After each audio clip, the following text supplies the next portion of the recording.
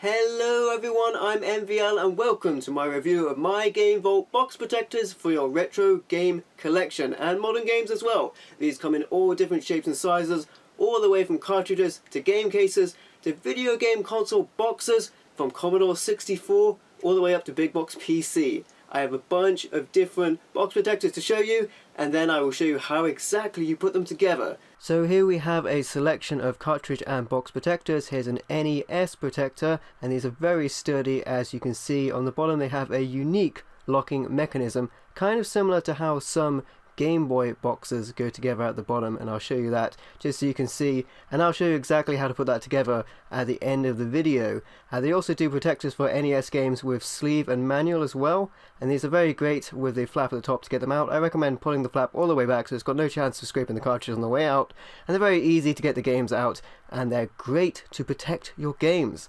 Next up we have a Sega Genesis / Mega Drive, also fits Master System. These have two flaps on either side, and inside there we have my very dirty splattered copy of Splatterhouse free on the Genesis. Next up we have the Sega Mega Drive / Genesis, also fits Master System boxes. There's a little extra space at the top here to fit the hanger tab. They also do a version that does not have that extra space, so it's more form factor if you either cut the tabs off or you have boxes that don't have those hangers. Next up we have the Super Nintendo box protectors. These also fit N64 boxed games.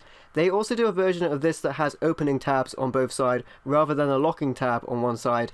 Next up we have Game Boy, Game Boy Color and Game Boy Advance box protectors. These are very good if your games are slightly beat up like my Sigma Star Saga box is. It keeps it looking great, and it means you can stack them on your shelves without any risk of crushing the game cases. Box protectors are perfect if you're transporting your games or putting them in storage. Next up we have PlayStation 1 PAL box protectors.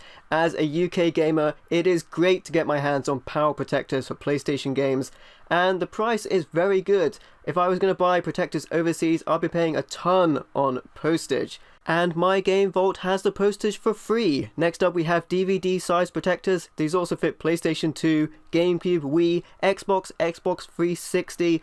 Very secure, very good to protect your collection. They also do one that fits steelbooks as well. Next up we have a sample of a new stronger Mega Drive box protector. Of course also fits Genesis and Master System as well. These are 0.5mm as opposed to the 0.4mm the other ones have. So you want to pay a little bit extra, you can get these stronger boxes. They definitely feel more durable and more solid. This has extra space at the top for the hanger. You can get them without that as well, of course. Next up we have the Mega CD box protector, also fits dual CD, and the multi-CD PlayStation 1 cases. Very cool to get these, very solid, very protective. And here we have a variation of DVD protector. This one fits slip covers. Very nice to have these. You can protect your slip covered games here. All of these cases are very strong and very protective. If you're going to drop your game, it's definitely going to prevent some damage as well, depending on how you're storing them. If you stack them, it's going to help you out as well because they're very strong, very solid, going to prevent them from damaging each other. And here we have the double DVD size protector. Also could fit special edition games in here as well, and this does a very good job at keeping my Grand Theft Auto double pack together, because this game does not have an outer sleeve to it, so it kind of feels a bit flimsy outside of this box. As you can see here, the game opens up in the middle, so this case really helps keep it together and keep it protected, and it makes it look great too. So now I'm going to show you putting one of these boxes together, and it really is very easy. The first thing you're going to want to do is remove the protective film that's put on this for transit so it doesn't get scratched. It's very easy. You just see here, if you can see where it comes on here, it's quite evident when you look at it. You can see a line there just about, I don't know, it's caught on the camera, and you just peel that off very easily. It's actually kind of a bit satisfying to peel off that film, I'm not gonna lie. You're just gonna rip that off, and then you can see it's much more shiny when you remove that. The next thing you're going to want to do is get the shape of the box. Very easy. You just fold it into shape, get your hands in there, and you just get it into shape. It's very easy. It's the natural shape of the box anyway, so it's not going to take much persuasion at all to get it in shape. And then the next thing, once you have that box shape acquired, is to pre-bend the tabs. This just makes it easier to take the games in and out, especially the tab on the top. When you take the game out, I think you want to take that all the way back so it's got no chance of scratching the game. And then the bottom tabs here so we can assemble that unique locking mechanism at the bottom that prevents the games from falling out. So this may look a little complicated and daunting at first. It's very easy, very, very easy. You just take this point here with these two tabs here, and then on the side you just push that in there and it'll lock in place, and then push that there and it'll lock in place as well. Very easy. And then the top, push that down through one side at a time, and then you have the bottom.